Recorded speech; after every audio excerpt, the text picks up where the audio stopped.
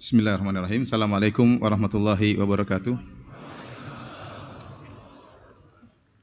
Alhamdulillahi ala ihsanih wa syukru lahu ala taufiqihi wa amtinanih wa asyhadu an la ilaha illallah wahdahu la syarika lahu ta'ziman li sya'nih wa asyhadu anna Muhammadan abduhu wa rasuluhu da'ila ridwanih. Allahumma salli alaihi wa ala alihi wa ashabihi wa ikhwanih. Hadirin dan hadirat yang dirahmati oleh Allah Subhanahu wa taala, kita insyaallah dengan izin Allah akan membahas suatu kitab yang sangat baik yang berjudul Kitabut Tauhid, yaitu kitab yang ditulis oleh penulisnya Syekh Muhammad bin Abdul Wahhab rahimahullahu taala untuk menjelaskan tentang hakikat dari tauhid secara detail dan juga menjelaskan tentang lawannya, yaitu kesyirikan. Dan kitab ini sengaja kita agendakan pada hari ini untuk mengingatkan kembali kepada kaum muslimin agar mereka kembali kepada tujuan utama mereka diciptakan oleh Allah Subhanahu wa taala, yaitu agar mereka bertauhid kepada Allah Subhanahu wa taala. Jangan sampai mereka lupa akan hal ini. Bagaimanapun kondisi kita di tengah-tengah hiruk pikuk politik dan yang lainnya, jangan lupa bahwasanya kita harus beribadah kepada Allah Subhanahu wa taala. Banyak orang yang lalai di zaman fitnah seperti ini, sibuk dengan hal-hal yang mungkin bermanfaat, tetapi ada perkara yang lebih bermanfaat yang akhirnya dia tinggalkan. Karenanya Nabi SAW memuji orang-orang yang sibuk beribadah di zaman fitnah. Kata Rasulullah SAW, al-ibadatu fil haji kal hijrati ilayya. Barang siapa yang beribadah di musim fitnah, di musim orang sibuk membicarakan hal-hal tentang keduniaan dan yang lainnya, maka kalau dia beribadah di zaman seperti itu seakan-akan dia berhijrah kepadaku. Dan ini adalah fadilah, keutamaan yang sangat mulia bagi orang-orang yang menyibukkan diri untuk beribadah, terutama mentauhidkan dirinya kepada Allah Subhanahu wa taala. Buku ini saya katakan buku yang sangat bagus. Kenapa? Karena dia menjelaskan tauhid secara detail dan menjelaskan kesyirikan secara detail. Dan perlu kita angkat pembahasan ini di antara kaum muslimin di tanah air kita, karena masih banyak saudara-saudara kita yang belum paham tentang makna tauhid secara detail dan belum paham tentang contoh-contoh kesyirikan secara detail. Adapun paham tentang tauhid secara global, secara mujmal, maka insyaallah semua umat Islam paham tentang kita beribadah kepada Allah. Tetapi secara detail, jenis-jenis kesyirikan secara detail masih banyak yang belum paham. Buktinya di tanah air kita banyak keajaiban-keajaibannya. Ada orang ngaku sebagai nabi, ada di tanah air kita dan lebih aneh lagi ada yang mengikutinya. Saya sendiri pernah bertemu langsung dengan orang yang mengaku sebagai nabi. Waktu saya naik kapal dan di kapal berbagai macam orang berkumpul di situ, tahu-tahu ada seorang yang ceramah di musalla di suatu kapal dan dia mengatakan sebenarnya Jibril alaihissalam sudah turun kepada saya sejak lama. Dan sekarang saatnya saya harus mengumumkan tentang wahyu dari Allah Subhanahu wa taala. Subhanallah, orang ini ngaku sebagai nabi. Hampir-hampir saya jadi sahabat nabi. Tapi qadarullah dia nabi palsu. Bisa jadi saya sahabat palsu kalau begitu. Oleh karenanya, belum lagi ada yang ngaku sebagai Imam Mahdi. Belum lagi saya pernah lihat di YouTube ada yang ngaku Nabi Isa turun dari langit. Buktinya tatkala ada orang yang mengaku bisa menggandangkan uang, banyak juga orang terpedaya. Oleh karenanya praktek-praktek kesyirikan di tanah air kita masih ada dan masih banyak. Di suatu kota di tanah air kita ada sapi yang dimuliakan, dinamakan dengan Kiai Slamet. Ini sapi dinamakan dengan Kiai Syekh Slamet, Kiai Slamet. Sampai orang-orang berebut-rebutan untuk menyentuhnya karena berbarokah, sampai kotorannya diperebutkan. Seandainya dilakukan oleh selain umat Islam tidak jadi masalah, karena sebagian umat beragama yang lain mengagungkan sapi. Tetapi dilakukan oleh umat Islam. Belum lagi kalau kita berbicara tentang banyaknya dukun di tanah air kita. Mungkin saya katakan setiap kota ada dukunnya. Kalau sudah ada yang pernah sensus jumlah dukun di tanah air kita, saya rasa cukup banyak tetapi meskipun dukunnya begitu banyak, kalau ikut Piala Dunia enggak pernah menang Padahal seandainya dukun-dukun tersebut bersatu padu untuk meniupkan bola bisa masuk, harusnya kan gampang, tapi kenyataannya enggak bisa. Belum lagi sesajen-sesajen, masih banyak orang berikan sajian di batu besar, di pohon besar, di pinggir kali, ya. Praktek-praktek seperti ini masih tersebar di sebagian saudara-saudara kita. Maka kita sayang kepada mereka, kita ingin mengingatkan kepada mereka bahwasanya itu praktek-praktek yang berbahaya bagi akidah Anda. Bagaimana Anda bertemu dengan Allah Subhanahu wa taala sementara Anda memiliki keyakinan tentang kesyirikan. Ini berbahaya. Padahal syirik adalah dosa yang terbesar. Makanya saya ulangi lagi, ini buku sangat indah karena dia menjelaskan tentang secara detail tentang jenis-jenis kesyirikan, perdukunan, praktek jimat-jimat dan macam-macam ya. Dan itu dijelaskan secara detail dalam kitab ini. Maka saya berharap para hadirin, demikian juga para pemirsa ya, yang menonton secara langsung acara kita agar berusaha menyisihkan waktu untuk belajari masalah tauhid. Masalah tauhid dan juga lawannya adalah masalah kesyirikan untuk dijauhi. Metode kita untuk membahas kitab ini tentunya tidak akan panjang lebar ya, karena buku ini banyak sekali dan saya lihat ada sekitar 67 bab ya. 67 bab tidak mungkin kita selesaikan satu hari ini. Kita mungkin hanya bisa mengambil 4, 5, 6 bab maksimal ya. Dan mudah-mudahan Allah mudahkan kita untuk bertemu di pertemuan berikutnya. Oleh karenanya saya sepakat dengan Ustaz Maududi hafizahullah untuk mencoba menjelaskan isi kandungan inti dari kandungan buku ini secara singkat ya. Baik, kita masuk pada bab yang pertama. Silakan buka halaman pertama. Bab 1, Tauhid dalam kurung hakikat dan kedudukannya. Hakikat dan kedudukannya. Tauhid ini bab pertama yang mengisyaratkan kepada kita bahwasanya penulis Syekh Muhammad bin Abdul Wahhab rahimahullahu taala mengkhususkan pembahasan tentang tauhid dalam buku ini. Terutama tauhid al-ibadah, tentang masalah peribadatan kepada Allah. Ya. Beliau tidak membahas ya masalah-masalah yang lain, tapi beliau khusus membahas masalah tauhid dan lawannya tentang macam-macam kesyirikan. Allah Subhanahu wa taala berfirman, "Wa ma khalaqtul jinna wal insa illa liya'budun." Kata Allah Subhanahu wa taala, tidaklah aku ciptakan jin dan manusia kecuali untuk beribadah kepadaku. Untuk beribadah kepadaku. Ini dalam surat Az-Zariyat ayat 56. Di sini Allah menjelaskan bahwasanya tujuan kita diciptakan di alam semesta ini adalah intinya beribadah kepada Allah Subhanahu wa taala.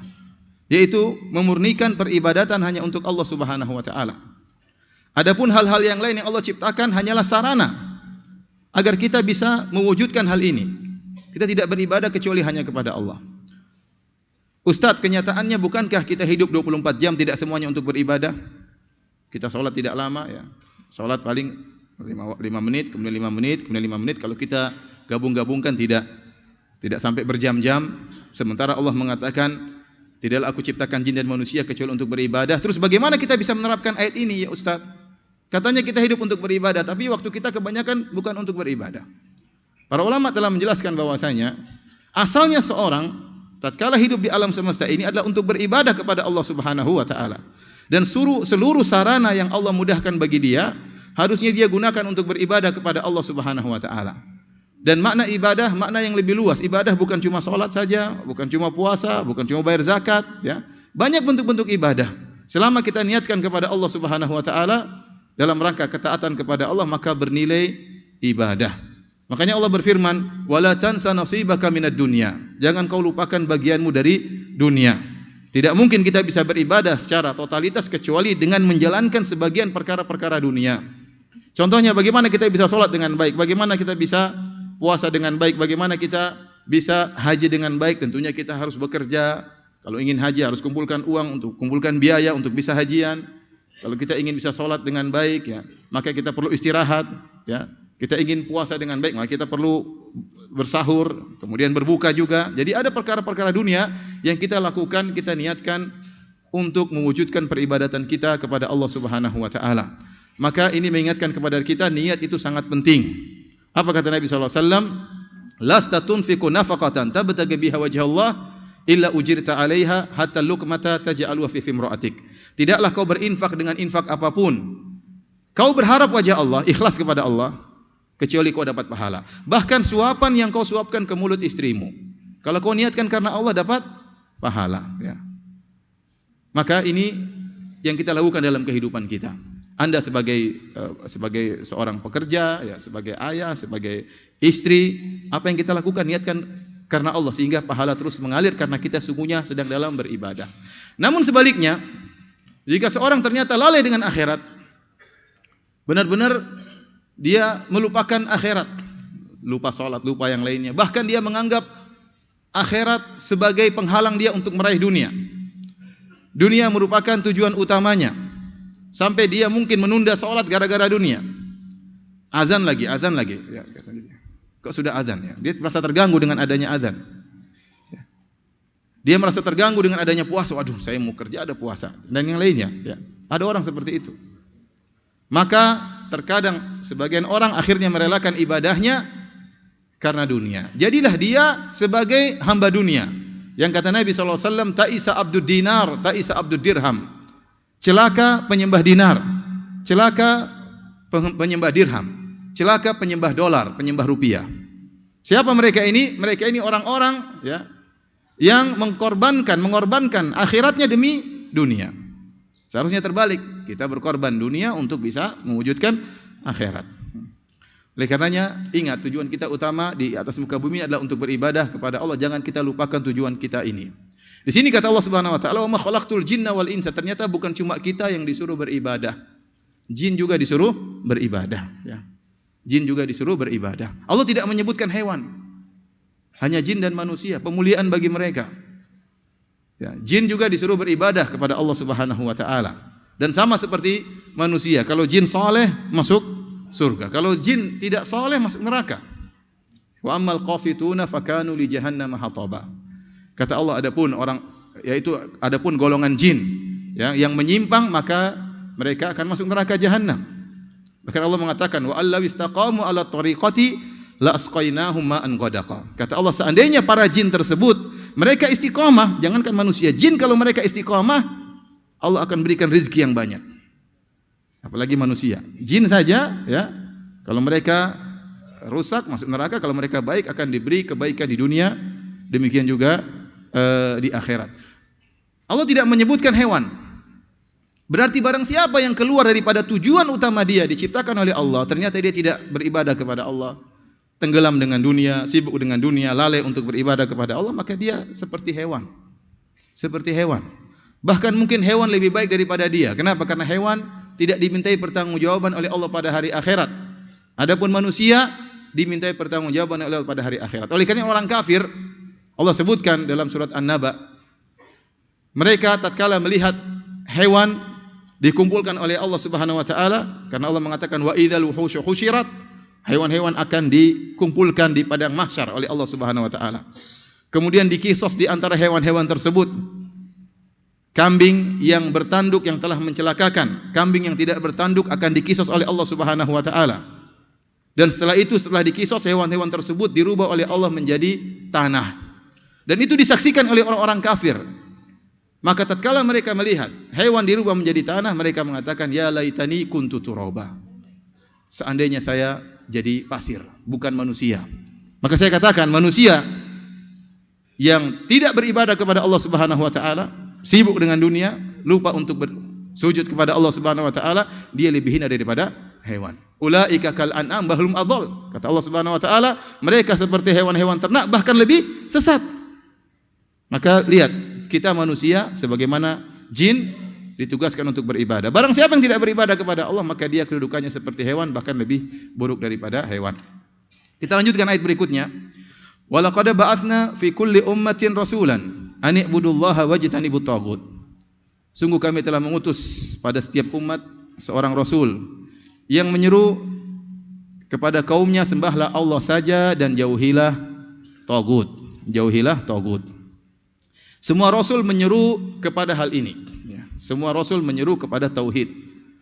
Makanya Allah mengatakan, wa laqad ba'atsna fi kulli ummatin rasulan. Setiap umat kami utus seorang rasul. Tugas mereka apa? Mereka mengatakan, sembahlah Allah saja dan jauhilah taghut. Sembahlah Allah dan jauhilah taghut. Ini makna dari la ilaha illallah. Ada isbat, ada nafyu. Isbat, penetapan bahwasanya ibadah hanya milik Allah, dan nafyu, penafian bahwasanya selain Allah tidak boleh diibadahi. Sembahlah Allah saja dan jauhilah tagut. Tagut yaitu segala sembahan selain Allah Subhanahu wa taala. Orang hanya bisa mewujudkan tauhid dengan beribadah kepada Allah dan meninggalkan segala bentuk kesyirikan. Hadirin yang dirahmati oleh Allah Subhanahu wa taala, ini dalil bahwasanya konsentrasi dakwah para nabi adalah masalah ini. Adalah masalah tauhid. Ya. Karena ada sebagian orang yang ingin menafsirkan dengan cara yang keliru. Saya dapat dalam sebagian buku-buku tafsir. Saya tidak ingin sebutkan nama mufassirnya, tetapi disebutkan dalam sebagian buku tafsir, mereka mengatakan bahwasanya konsentrasi dakwah para nabi adalah ya untuk ya mendirikan khilafah. Dan kita katakan bahwasanya kita semua umat Islam, siapapun dia ya, rindu ingin ada khilafah Islamiyah, ya. Kita ingin. Tapi itu bukan perkara yang didakwahkan oleh para nabi. Itu bukan perkara inti yang didakwahkan oleh para nabi. Oleh karenanya Nabi Musa alaihissalam tatkala diutus kepada Fir'aun. Apakah Nabi Musa berkata kepada Fir'aun, "Wahai Fir'aun, gantian dong ya. Saya jadi raja, kamu turun dulu." Enggak kan? Enggak. Nabi Musa tidak mengatakan demikian. Tapi Nabi Musa menyuruh Fir'aun untuk beribadah kepada Allah. Untuk beriman kepada Allah Subhanahu wa taala. Nabi Ibrahim alaihissalam sebelumnya, tatkala diutus kepada Raja Namrud, apakah dia pernah mengatakan, "Wahai Namrud, kamu turun saya jadi raja?" Enggak pernah mengatakan demikian. Nabi Isa alaihissalam tatkala diutus di bawah kekuasaan Romawi, Nabi Isa juga tidak menyuruh rakyatnya atau pengikutnya untuk kemudian menggulingkan pemerintahan Romawi. Bukan itu pembahasan utama. Bisa jadi ya berdiri khilafah, bisa jadi berdiri khilafah Islamiyah, namun itu bukan pembahasan utama para anbiya. Ingat, sebagian orang berusaha menyimpangkan hal ini sehingga mereka kemudian pembicaraan mereka tentang khilafah sehingga mereka tidak memperbaiki bagaimana cara peribadatan masyarakat. Kita perbaiki peribadatan masyarakat. Kalau Allah berikan kekhilafahan kepada kita, alhamdulillah. Kalau tidak, bukan berarti kemudian kita gagal. Ya. Karena banyak para nabi ya yang tidak diberikan kekuasaan oleh Allah Subhanahu wa taala. Tapi tujuan mereka utamanya adalah bagaimana membenahi tauhid ya umat tatkala itu. Makanya Allah mengatakan, "Wa laqad ba'atsna fi kulli ummatin rasulan an ibudullaha wajtanibut taghut." Sungguh kami telah mengutus para rasul pada setiap umat untuk menyeru kepada umatnya, sembahlah Allah saja dan jauhilah taghut, segala sembahan selain Allah Subhanahu wa taala. Baik hadirin yang dirahmati oleh Allah Subhanahu wa taala, kita lanjutkan ayat berikutnya. Allah Subhanahu wa taala berfirman, "Wa qadha rabbuka alla ta'budu illa iyyah." Dan Allah telah memutuskan atau memerintahkan agar kalian tidak beribadah kecuali hanya kepada Allah Subhanahu wa taala. Wa bil walidaini ihsana. Dan hendaknya kalian berbakti kepada Allah dengan sebaik-baiknya. Imma yablughanna indakal kibar ahaduhuma aw kilahuma fala taqul lahumā uffin.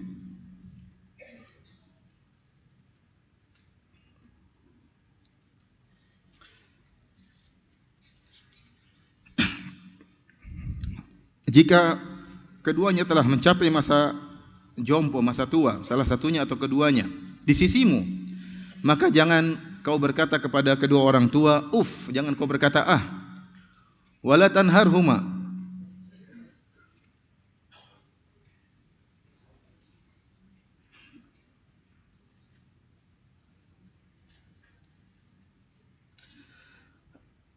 dan janganlah kau membentak mereka berdua.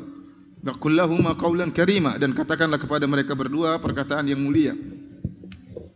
Wakhfid lahumā janahadz dzulli minar rahmah, dan tawadhu'lah engkau, rendahkanlah dirimu di hadapan kedua orang tua.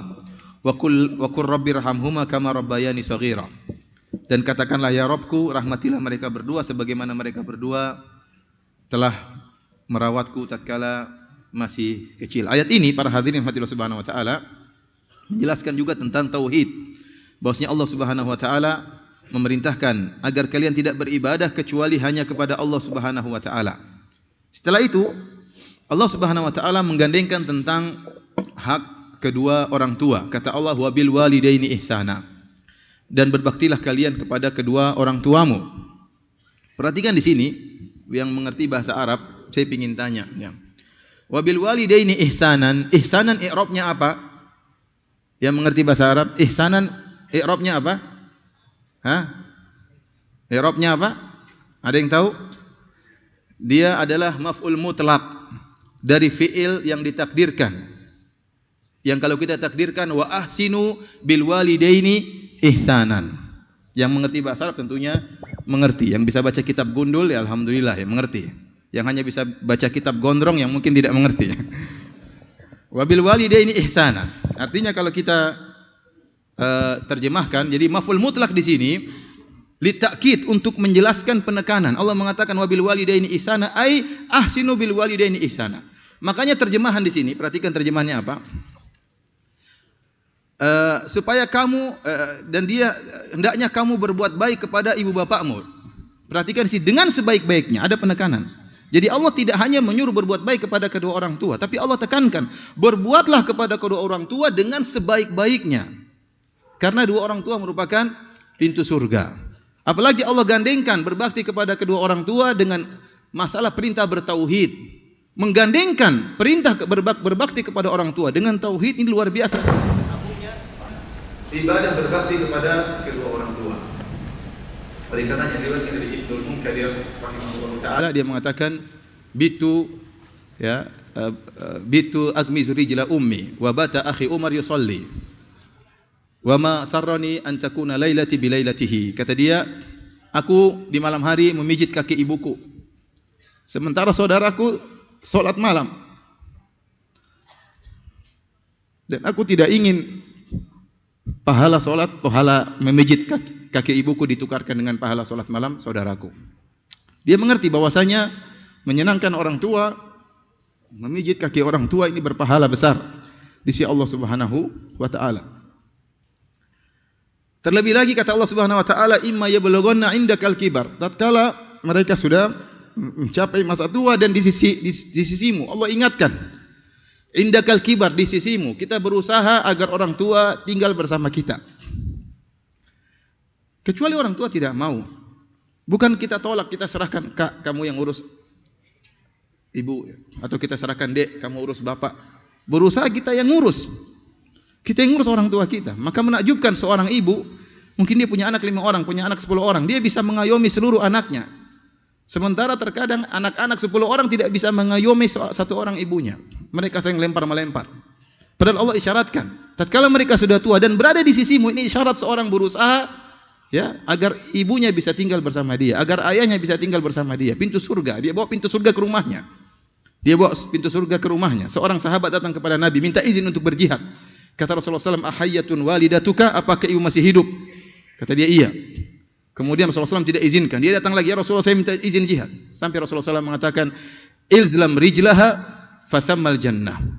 Ya, lazimilah kaki ibumu, di situ ada surgamu. Oleh karena perhatian Allah Subhanahu wa taala, di sini Allah mengatakan justru seorang sangat dituntut untuk berbakti kepada orang tua tatkala orang tua sudah di masa jompo. Kalau orang tua masih muda, masih kuat, dia mungkin tidak perlu bantuan kita, bahkan kalau bisa dia bantu kita. Kita dapati sebagian orang tua meskipun mereka sudah tua tetap memberikan hadiah kepada anak-anaknya. Dia rawat anak-anak kita, dia rawat cucu-cucunya, dia kasih hadiah kepada cucu-cucunya. Dia tidak meminta kecuali dalam kondisi sangat butuh. Nah, kalau dia sudah menjadi masa tua, tidak mampu bekerja, tidak mampu berbuat apa, maka itu saatnya kita berbakti. Di saat dia sangat butuh kepada kita. Kata Allah Subhanahu wa taala, wala taqul lahum uffin. Jangan berkata kepada mereka berdua yaitu ah. Ah itu adalah kalimat yang paling ringan yang menunjukkan kejengkelan dalam bahasa Arab. Oleh karena para ahli tafsir mengatakan seandainya ada kalimat yang lebih ringan daripada ah yang menunjukkan kejengkelan kita terhadap kedua orang tua, maka akan diharamkan. Namun dalam bahasa Arab, kalimat yang paling ringan yang menunjukkan kejengkelan adalah uff. Ini dalil kata para ulama, kita kembali ini bentuk durhaka kepada orang tua. Seorang berkata kepada ibunya, itu durhaka. Kenapa? Karena dia menunjukkan kejengkelan dia kepada orang tua. Berarti kita kembali kepada ilahnya. Segala bentuk sikap perkataan maupun perbuatan dari seorang anak kepada orang tuanya yang menunjukkan dia jengkel kepada orang tuanya, itu bentuk durhaka kepada orang tua. Saya para ulama mengatakan seorang anak memandang sinis kepada ayah dan ibunya dengan pandangan sinis durhaka. Kenapa? Itu bentuk jengkel. Kejengkelan bisa diungkapkan dengan sikap, bisa diungkapkan dengan kata-kata, dan semuanya adalah bentuk kedurhakaan kepada kedua orang tua. Wala tanharhuma, apalagi membentak mereka berdua. Wa qul lahum qawlan karima, ucapkanlah kepada mereka berdua perkataan yang baik. Ya akhi, kalau kita berbicara dengan atasan kita, dengan bos kita, dengan guru kita, kita berusaha memilih kata-kata yang indah agar tidak menyinggungnya. Maka orang tua lebih utama untuk kita demikian, untuk kita lakukan demikian. Kalau Anda bisa memilih kata-kata untuk berbicara dengan bos Anda agar bos Anda senang, agar Anda dinaikkan gajinya, ya, agar Anda dinaikkan pangkatnya, maka orang tua lebih utama. Karena kalau orang tua senang, Anda di surga. Kalau orang tua meninggal dalam kondisi ridha dengan Anda, pintu surga terbuka selebar-lebarnya. Anda mencari keridhaan dia, buat dia gembira, buat dia tertawa, buat dia bahagia, buat dia bangga kalau dia melihat Anda. Ini anak saya, dia bangga. Kata Allah, waqfid lahum janaha dhulli minar rahmah, rendahlah di hadapan kedua orang tua, jangan sombong. Oleh karenanya Nabi Isa alaihissalam berkata, yang Allah sebut dalam Al-Quran, wa awsani bis salati waz zakati ma dumtu hayya wa barran biwalidati wa lam yaj'alni jabbaran syaqiyya. Nabi Isa berkata, dan Allah memerintahkan aku untuk salat dan untuk bayar zakat selama aku masih hidup, dan Allah perintahkan aku, Nabi Isa diperintahkan oleh Allah, seorang nabi, untuk berbakti kepada ibuku. Wa lam yaj'alni jabbaran syaqiyya, dan Allah tidak menjadikan aku sombong dan syaqi dan celaka. Ibnu Katsir menyebutkan Allah melarang saya untuk sombong di hadapan ibu saya. Nabi Isa dilarang oleh Allah untuk sombong di hadapan ibunya. Kita dapat di sebagian anak, mentang-mentang sudah pangkatnya tinggi, mentang-mentang sudah duitnya banyak, mentang-mentang pendidikannya tinggi, ibu nggak ngerti. Ibu kan orang kampung, ibu tidak ngerti. Subhanallah, itu menyinggung hati orang tua. Ibu nggak ngerti, ini bukan urusan ibu ya. Ini bukan urusan ibu. Jangan. Ibu mau ngomong apa kita dengerin. Ya. Orang tua mau ngomong apa kita dengerin. Ya. Oleh karena perhatian Allah Subhanahu Wa Taala. Setelah itu Allah Subhanahu Wa Taala berkata, wa qur rabbirhamhuma kama rabbayani shaghira. Dan berdoalah, ya Rabbku, rahmatilah mereka berdua sebagaimana mereka berdua merawatku tatkala masih kecil. Ingat, mendoakan kedua orang tua, jangan tunggu orang tua meninggal dulu baru kita doain. Kita masih hidup doain orang tua. Sebagian salaf mengatakan berdoa kepada orang tua dilakukan setiap kali sholat. Jangan lupa setiap sholat. Tatkala setelah tasyahud akhir, tatkala sujud, kita mengatakan Rabbi ufirli wali walidayya warhamhuma kama rabbayani shaghira. Ya. Saya waktu ini sekedar cerita aja ya.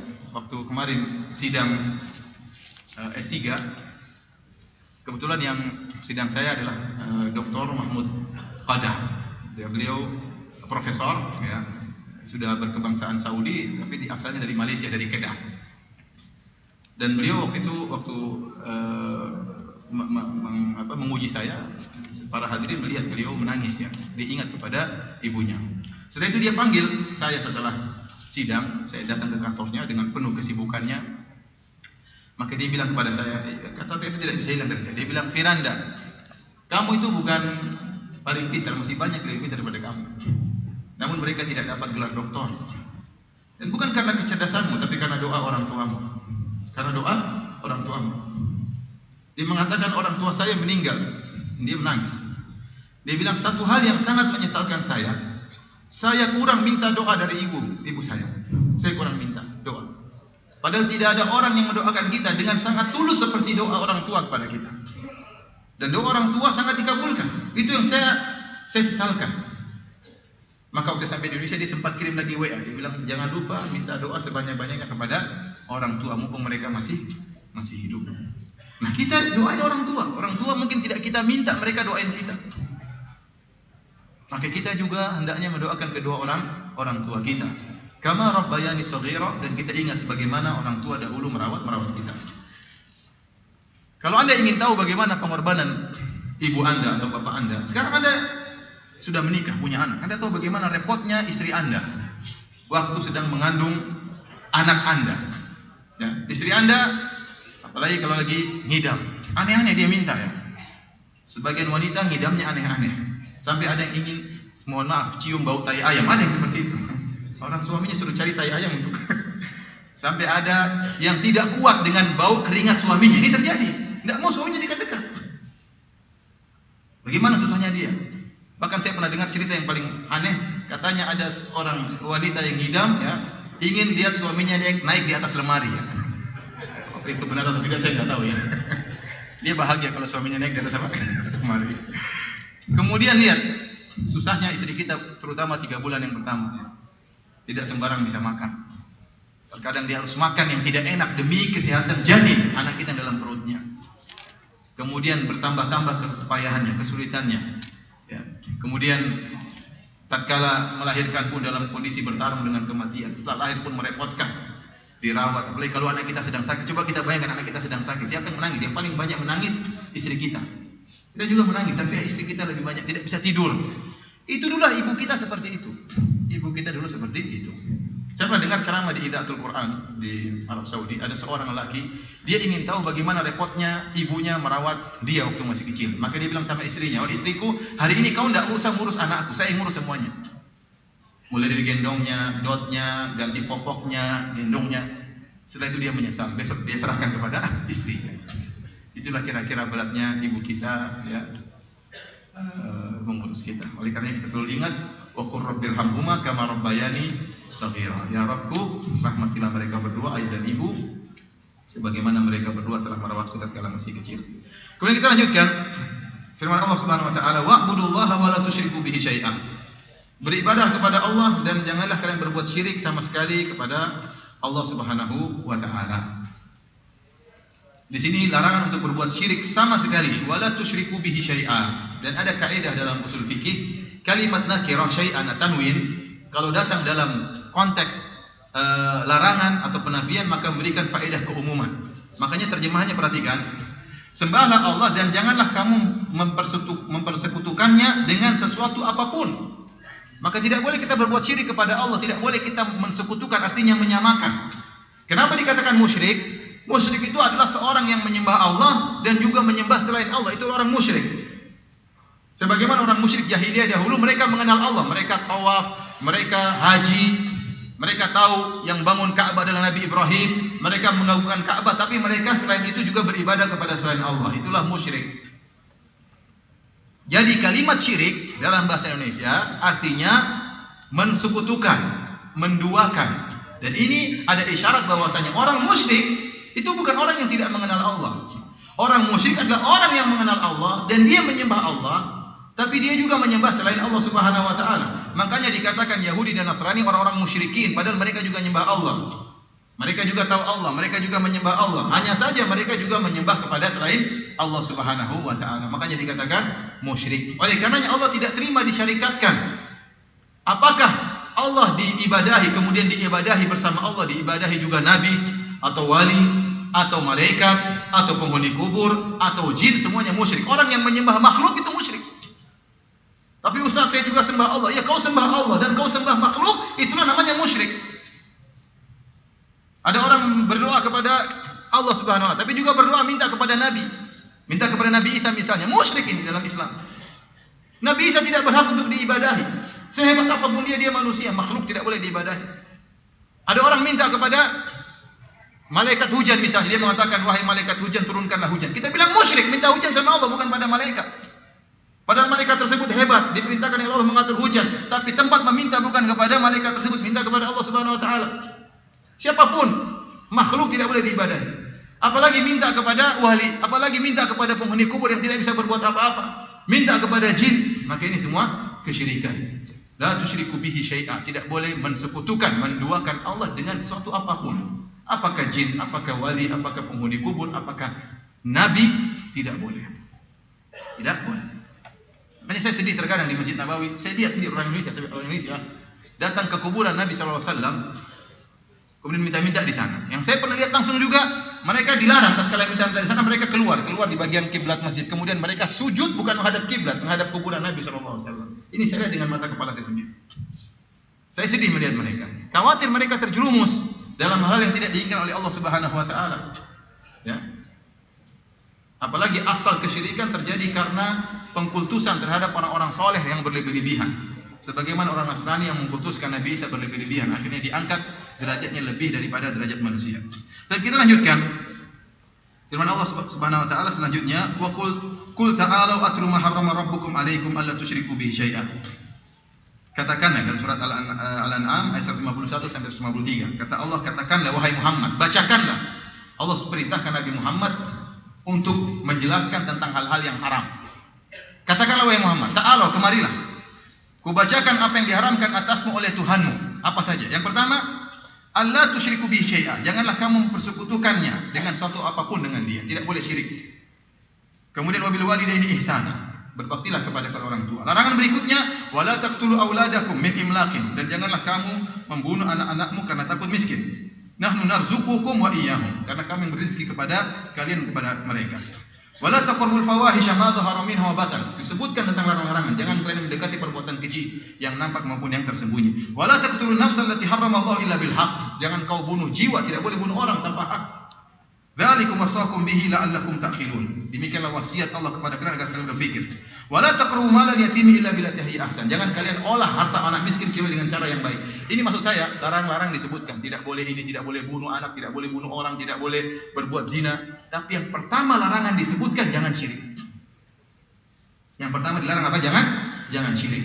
Oleh karenanya larangan yang paling besar adalah larangan berbuat syirik. Syirik itu dosanya lebih besar daripada berzina. Kalau ada orang berzina tahu-tahu meninggal, ada terjadi. Ada orang berzina tahu-tahu kena penyakit jantung. Dia minum obat kuat, tahu-tahu lagi berzina meninggal, kejadian. Apakah dia pasti masuk neraka? Kita bilang belum tentu. Dia muslim, belum tentu masuk neraka. Terancam dengan neraka, iya. Tapi apakah dia pasti masuk neraka? Belum tentu. Karena masih ditimbang dengan kebaikan-kebaikannya. Seluruh dosa-dosa selain syirik masih mungkin diampuni. Ada orang mencuri. Begal misalnya, orang muslim, mungkin dia butuh uang, dia mencuri, dia dibunuh oleh masyarakat. Apakah dia pasti masuk neraka? Belum tentu. Belum tentu. Tapi kalau ada seorang meninggal, orangnya sangat baik, dermawan, suka bantu orang, murah senyum, berbakti kepada orang tua, tapi dia menyembah kepada selain Allah, meninggal, neraka jahanam. Karena dosa syirik lebih besar daripada dosa yang lainnya. Kenapa? Dosa syirik berkaitan dengan hak Allah yang paling istimewa. Allah tidak ingin diibadahi kecuali hanya Allah Subhanahu wa taala. Adapun zina, mencuri, membunuh, merampok, itu berkaitan dengan makhluk. Oleh karenanya keharaman yang pertama kali Allah sebutkan, ya, Allah tusyriku bihi syai'an. Jadi Allah perintahkan Nabi, wahai Nabi, panggillah mereka. Kita perlu juga menjelaskan hal yang haram. Bukan hanya menjelaskan yang baik, dua-duanya kita jelaskan. Perkara-perkara yang baik kita jelaskan, perkara-perkara yang haram juga kita jelaskan. Namun banyak orang tidak berani menjelaskan yang haram. Waduh, kalau kita jelaskan yang haram nanti orang-orang marah-marah, Ustaz. Yang jelas yang baik-baik aja, yang haram-haram enggak. Dua-duanya dijelaskan. Jangan juga ceramah yang haram-haram saja terus, enggak. Surga kita jelaskan, bidadari kita jelaskan, neraka juga kita jelaskan. Neraka kita juga jelaskan. Kemudian terakhir berkata Ibnu Mas'ud, kata Ibnu Mas'ud, barang siapa yang ingin melihat wasiat Muhammad di halaman 3 yang tertera di atas cincin stempel milik beliau, maka hendaklah dia membaca firman Allah di atas. Firman Allah dari surat Al-An'am. Jadi kata Ibnu Mas'ud, siapa yang ingin melihat wasiat Nabi silahkan baca surat ini. Surat Al-An'am tadi yang telah kita bacakan tadi. Nah, apakah Nabi meninggal dalam kondisi berwasiat? Jawabannya tidak. Rasulullah SAW ingin berwasiat kemudian tidak jadi. Rasulullah SAW tidak pernah mewasiatkan kalau saya meninggal maka Abu Bakar menjadi pemimpin, atau kalau saya meninggal maka Ali bin Abi Thalib menjadi pemimpin. Tidak ada wasiat dari Nabi SAW. Oleh karenanya waktu Rasulullah SAW meninggal karena tidak ada wasiat, sempat terjadi perdebatan di antara para sahabat siapa yang menjadi khalifah setelah Nabi SAW. Kemudian akhirnya mereka sepakat untuk mengangkat Abu Bakar sebagai khalifah. Ini menunjukkan tidak ada wasiat. Tapi kenapa Ibnu Mas'ud mengatakan ada wasiat? Ibnu Mas'ud ingin menjelaskan, seandainya Nabi berwasiat, maka dia akan wasiatkan hal ini, jangan berbuat syirik kepada Allah Subhanahu wa taala. Kita tahu wasiat itu apa? Wasiat ditulis oleh seorang perkara yang sangat dia perhatikan. Maka dia tulis wasiat, dan wasiat biasanya dia tulis tatkala dia akan meninggal dunia dan tidak akan dirubah-rubah. Seandainya Nabi SAW tulis wasiat, maka dia akan tuliskan wasiat jangan berbuat syirik kepada Allah Subhanahu wa taala. Oleh karena Rasulullah SAW tatkala sakit akan meninggal dunia, Rasulullah SAW berkata, la'anallahu al-yahuda wan nasara ittakhadhu qubur anbiya'i masajida. Kata Nabi SAW, Allah melaknat Yahudi dan Nasrani, mereka menjadikan kuburan-kuburan nabi-nabi mereka sebagai masjid. Rasulullah SAW tidak ridha dengan apa? Kesyirikan. Baik, hadis terakhir ya, bab pertama ini ya. Saya bacakan langsung, antum baca terjemahannya. Kata Mu'adz radhiyallahu ta'ala anhu, hadis riwayat Bukhari dalam sahihnya dan juga Muslim. Kata Mu'adz bin Jabal, kuntu radifan Nabi sallallahu alaihi wasallam, aku pernah digonceng oleh Nabi sallallahu alaihi wasallam ala himar, di atas himar. Himar itu adalah tunggangan yang paling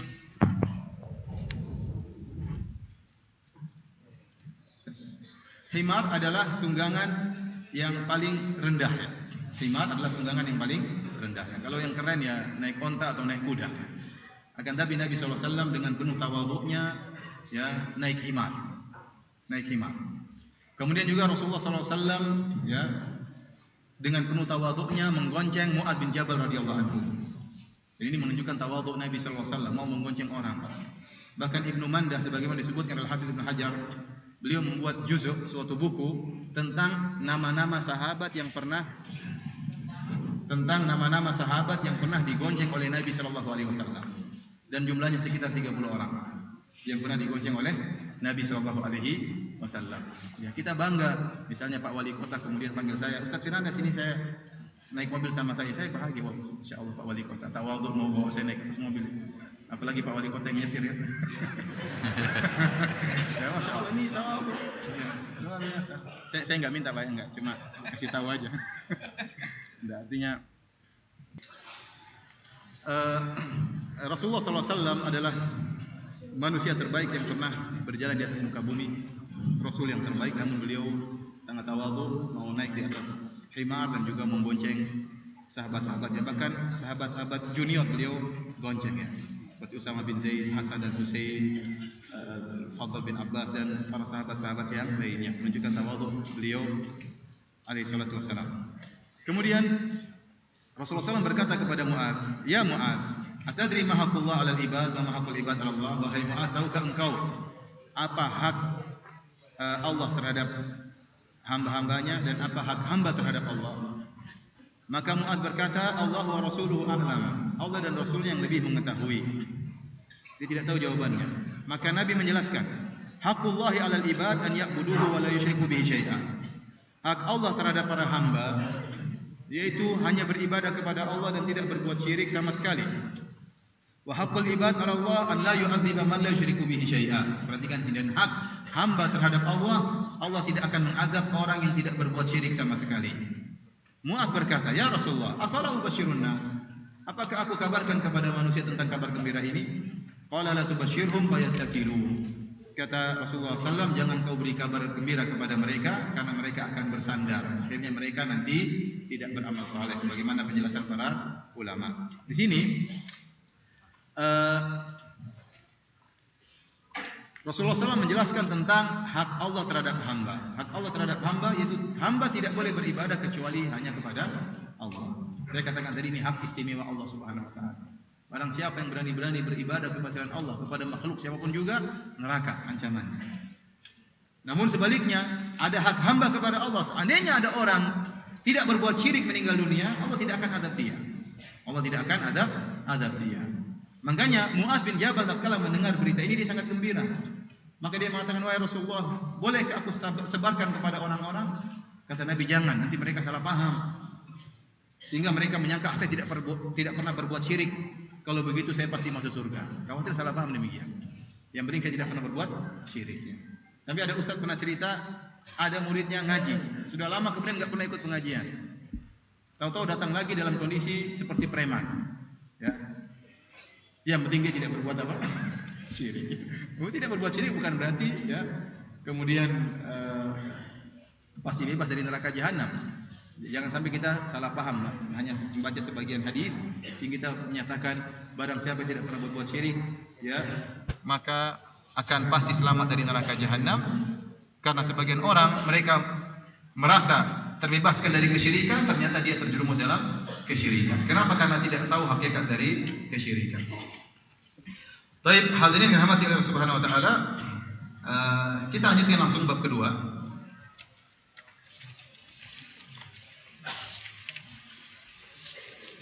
Bab kedua, keistimewaan tauhid dan dosa-dosa yang diampuni karenanya.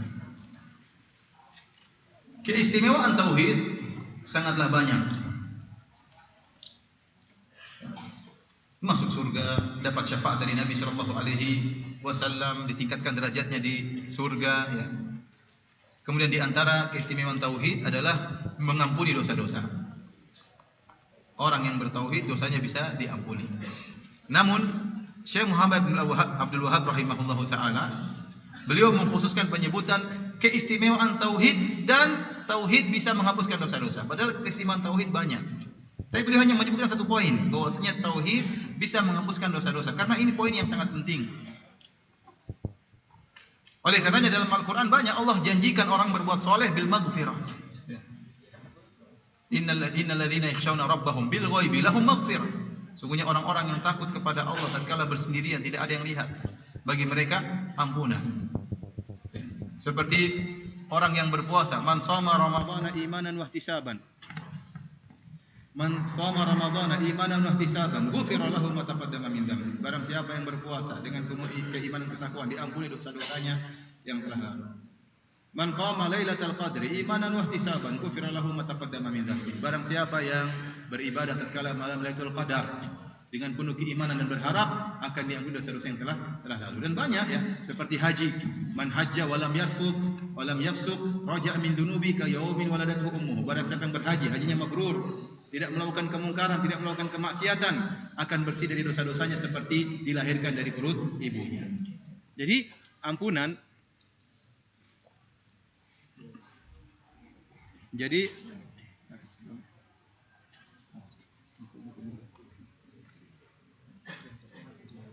tes.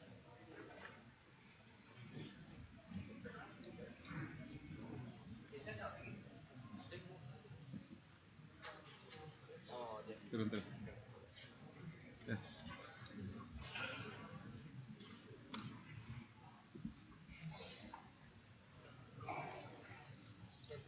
Tes. Saya di mana?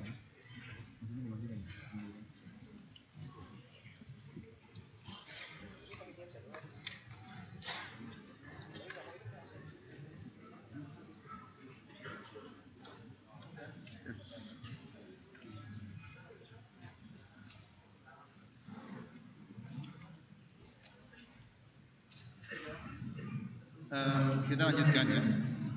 Jadi ampunan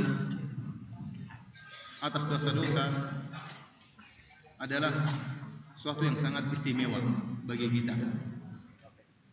Oleh karenanya banyak sekali dalam Al-Quran maupun hadis-hadis yang menjanjikan ampunan bagi orang yang beribadah kepada Allah Subhanahu Wa Taala, puasa, haji, salat dan yang lainnya. Karena kalau orang sudah diampuni oleh Allah Subhanahu Wa Taala pasti masuk surga. Kenapa harus mampir ke neraka? Dia mampir ke neraka karena dia punya dosa-dosa yang belum diampuni oleh Allah Subhanahu Wa Taala. Dan dosa-dosa bisa diampuni diantaranya dengan bertobat kepada Allah, dan diantaranya dengan bertauhid kepada Allah Subhanahu Wa Taala. Ada seorang meninggal dunia dan ternyata dia tidak sempat bertobat, namun dia memiliki tauhid yang sangat kuat, maka Allah bisa ampuni dosa-dosanya meskipun dia belum bertobat. Oleh karenanya Syekh Muhammad bin Abdul Wahab rahimahullahu taala mengkhususkan penyebutan hal ini, bahwasanya tauhid bisa menggugurkan dosa-dosa. Itu perkara yang sangat penting bagi kita. Baik. Beliau menyebutkan beberapa dalil, di antaranya firman Allah Subhanahu wa taala,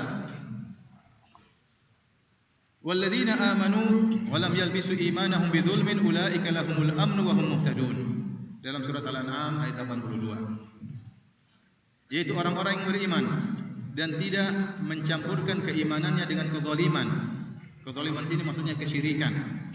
Ulaika lahumul amnu, bagi mereka keamanan, wa hum muhtadun, dan mereka mendapatkan petunjuk dari Allah Subhanahu wa taala. Tatkala turun ayat ini, sebagian sahabat bertanya kepada Nabi, karena Allah mengatakan barang siapa yang beriman dan tidak mencampurkan keimanannya dengan kezaliman.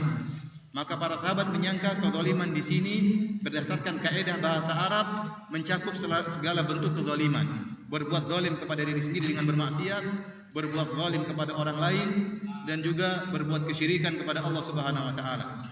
Maka sahabat berkata, ayyuna la yadhlim nafsahu? Ya Rasulullah, siapa di antara kita yang tidak pernah bermaksiat, menzalimi dirinya sendiri? Maka Rasulullah SAW mengatakan, laisa kama tadhhabuna ilaih. Bukan seperti itu, seperti yang kalian sangkakan. Alam tasma' ila qauli al-abd salih? Tidakkah kalian mendengar terhadap perkataan hamba yang saleh Luqman, inna syirka la dzulmun azim? Sungguhnya kesyirikan merupakan kezaliman yang sangat besar. Berarti maksudnya jangan sampai mencampurkan keimanan dengan kesyirikan. Maka barang siapa yang beriman, mungkin dia bermaksiat, mungkin, Mungkin dia melakukan hal yang diharamkan oleh Allah Subhanahu wa taala. Namun dia tidak pernah berbuat kesyirikan, maka apa faedah yang dia dapatkan? Dia mendapatkan keamanan di dunia maupun di akhirat, terutama di akhirat. Dia akan aman. Padahal akhirat adalah hari yang sangat dahsyat, yang orang-orang terjebak dalam ketakutan yang sangat dahsyat. Yauma yaj'alul wildana syiba. Kata Allah, hari akhirat, hari kiamat, kata Allah, hari yang dimana Allah jadikan anak-anak rambutnya beruban. Anak-anak seandainya menghadiri hari kiamat, rambutnya langsung beruban, kata Allah Subhanahu wa taala. Kenapa? Karena saking ketakutan yang luar biasa yang dihadapi oleh sang anak tersebut sehingga merubah ya kondisi tubuhnya, hormonnya dan yang lainnya sehingga rambutnya kemudian menjadi putih. Hari tersebut hari sangat menakutkan. Hari di mana kita dibangkitkan, kemudian kita akan diingatkan dengan dosa-dosa yang pernah kita lakukan. Yauma yatadzakkarul insanu ma sa'a. Hari di mana seorang manusia akan ingat dosa-dosa yang pernah dia lakukan. Mungkin sekarang dia lupa. Tapi Allah akan menghisap dia. Allah akan ingatkan dia tentang dosa-dosanya. Sehingga setiap orang akan ketakutan pada hari tersebut. Ternyata ada orang-orang yang aman, dia tidak takut. Allah berikan keamanan. Siapa mereka? Orang-orang yang bertauhid, tidak pernah berbuat syirik. Tidak berbuat syirik kepada Allah Subhanahu wa taala. Kata Allah, ulaika lahumul amnu, bagi mereka keamanan. Wa hum muhtadun, dan mereka mendapatkan petunjuk dari Allah Subhanahu wa taala. Kita lanjutkan hadis berikutnya. Man syahida an la ilaha illallah wahdahu la syarikalah.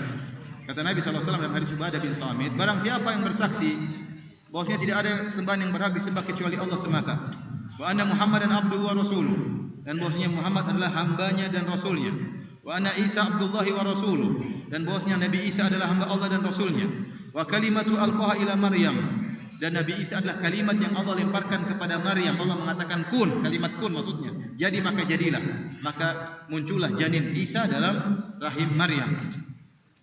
Wa ruhum minhu, dan Nabi Isa adalah ruh dari ruh-ruh yang Allah ciptakan. Wal jannata haqqun, dan bersaksi bahwa surga itu ada. Wan naru haqqun, dan neraka itu ada. Adkhalahu Allahul jannata ala ma kana minal amal. Allah akan masukkan dia dalam surga bagaimanapun kondisi amalnya. Allah akan masukkan dia dalam surga bagaimanapun kondisi amalnya. Hadis ini para hadirin dan hadirat yang dirahmati oleh Allah Subhanahu wa taala menjelaskan tentang keutamaan tauhid. Bahwasanya orang yang bertauhid kepada Allah akan dimasukkan oleh Allah ke dalam surga. Bagaimanapun kondisi amalnya, mungkin dia bermaksiat iya, tapi selama dia bertauhid dengan tauhid yang benar, tidak berbuat kesyirikan, dia akan dimasukkan dalam surga Allah Subhanahu wa taala. Di awal hadis kata Rasulullah SAW, barang siapa bersaksi tidak ada yang berhak disembah kecuali Allah semata, bahwasanya Muhammad adalah hambanya dan rasulnya. Jadi Nabi Muhammad adalah hamba Allah, bukan Tuhan yang kita ibadahi. Tidak. Kita minta ya kelapangan dari Allah Subhanahu wa taala, bukan berdoa meminta kepada Nabi Muhammad sallallahu alaihi wasallam. Demikian Nabi Isa adalah hamba Allah dan rasulnya. Nabi Isa bukan Tuhan. Dia adalah hamba Allah. Dia juga sakit, dia juga lapar, dia juga berdoa, dia juga salat, dia juga berbakti kepada orang tuanya, dia juga bayar zakat. Itu ciri-ciri seorang hamba, bukan ciri-ciri Tuhan. Kemudian Nabi Isa adalah kalimat kun yang Allah lemparkan kepada rahim Maryam. Kemudian surga itu benar adanya, neraka itu benar adanya, maka Allah akan masukkan dia dalam surga bagaimanapun amalannya. Nah, apa yang lanjut? Suaranya.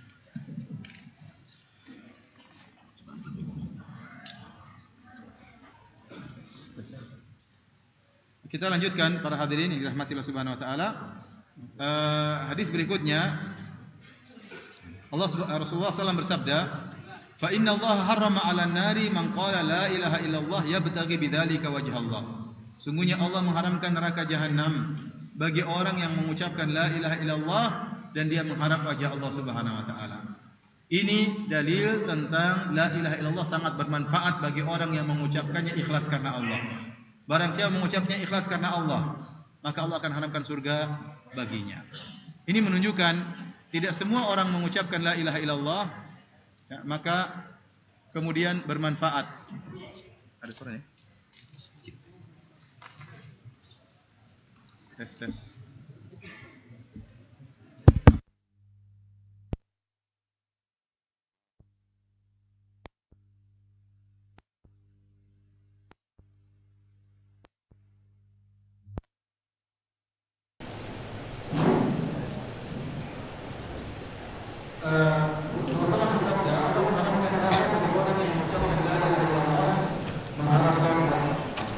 Kenapa para hadirin?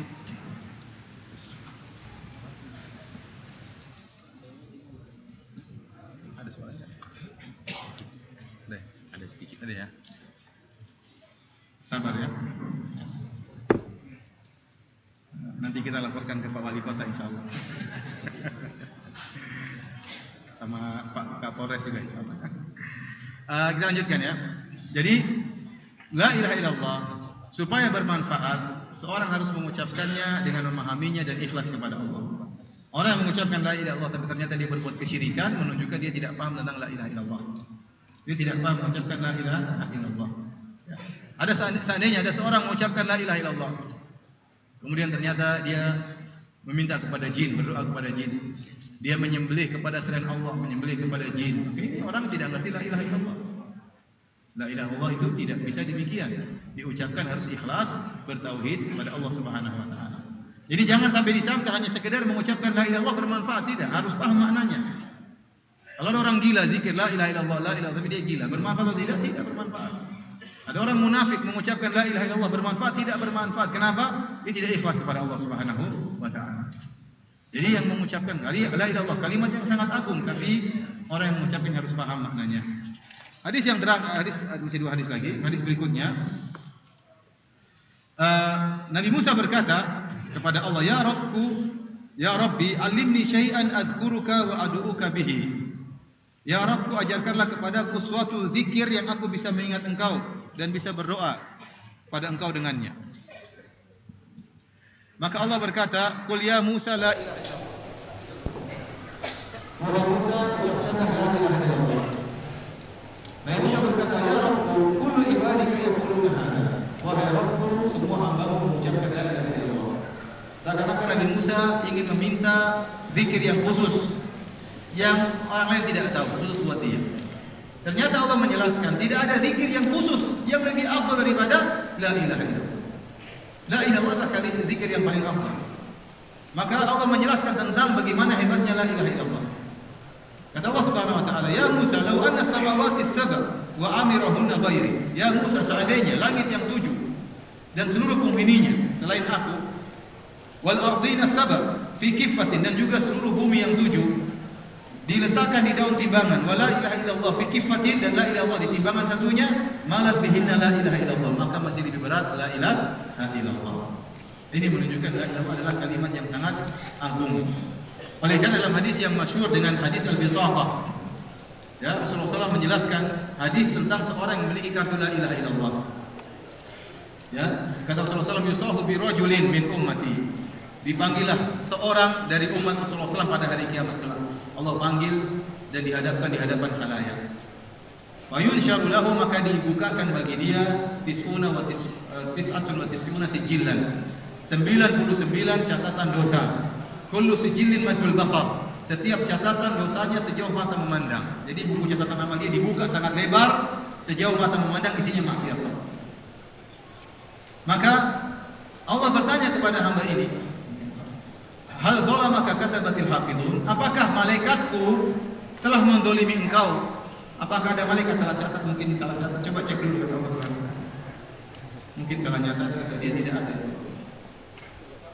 Apa kau punya kebaikan? Kata dia tidak ada. Dia sudah ketakutan. Maka Allah mengatakan kau tidak akan lan tudzlamal yaum, kau tidak akan didolimi pada hari itu. Maka Allah keluarkan bagi dia sebuah kartu tulisannya la ilaha illallah. Maka dia berkata, "Aina hadhihi bitaqa min hadhihi sijillat?" Ya Allah, apa ini kartu ini dibandingkan dengan 99 catatan amal yang begitu luar biasa? Maka Allah meletakkan catatan amal tersebut berisi maksiat 99 di satu daun timbangan, dan la ilaha illallah satu timbangan, ternyata lebih berat kartu la ilaha illallah. Ini dalil bahwasanya la ilaha illallah sangat besar nilainya. Oleh karenanya ulama mengatakan setiap kita di akhirat punya kartu la ilaha illallah, setiap kita punya. Tetapi kualitasnya berbeda-beda. Barang siapa yang tauhidnya tinggi, benar-benar luar biasa tauhidnya, beribadah tulus kepada Allah, tidak mengharapkan pujian manusia, tidak mengharapkan sanjungan manusia, hatinya benar-benar tergantung kepada Allah, maka la ilaha illallah sangat berat. Tapi kalau ternyata la ilaha illallahnya kualitasnya rendah, gara-gara dia melakukan kemaksiatan, mencampurkan tauhidnya dengan sebagian kesyirikan, jadilah kualitas la ilaha illallahnya rendah. Oleh karenanya seorang setiap kita punya kartu la ilaha illallah, hanya saja kita berusaha untuk meningkatkan kualitasnya, sehingga tatkala ditimbang pada hari kiamat maka akan berat dan bisa menggugurkan dosa-dosa kita. Kemudian hadis yang terakhir,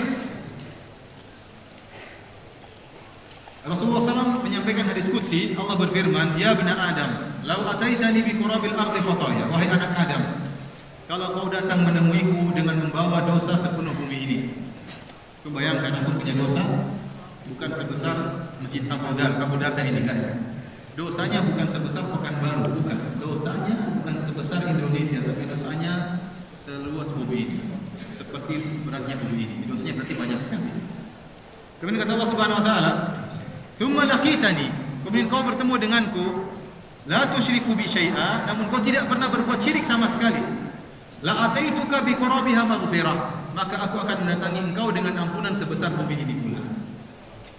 Ini hadis ini sangat beri kabar gembira ya teman.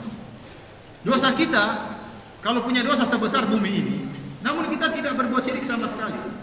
Namun syaratnya berat, tidak boleh berbuat syirik sama sekali. Seluruh syirik besar kita tinggalkan, seluruh jenis syirik kecil pun kita tinggalkan. Ini berat. Namun seandainya kita berhasil bertemu dengan Allah dengan kondisi seperti ini, maka meskipun dosa kita sebesar bumi akan diampuni oleh Allah Subhanahu wa taala. Dan dalam hadis ini ada bantahan kepada orang-orang Khawarij. Orang-orang Khawarij mengkafirkan kaum muslimin gara-gara melakukan dosa besar. Mudah mengkafirkan, itu kafir. Kenapa? Karena begini, karena berhukum dengan selain hukum Allah Subhanahu wa taala. Karena begini mudah dikafirkan, sehingga mudah membunuh kaum muslimin yang lain. Ingat Rasulullah SAW menjelaskan, ada orang di hari kiamat seandainya dia punya dosa sebesar bumi. Ini dosa besar atau dosa kecil sebesar bumi? Dosa besar jelas. Kalau dosa kecil nggak mungkin sebesar bumi, ya paling sebesar rumah. Ini sebesar bumi, berarti dosanya besar. Tapi ternyata dia tidak kafir. Ternyata ada orang yang mungkin terjerumus dalam dosa besar, tetapi dia berbuat tauhid dan tidak berbuat syirik sama sekali, maka Allah datangkan ampunan sebesar dosa yang dia bawa pula. Demikianlah para hadirin Allah Subhanahu wa taala ya.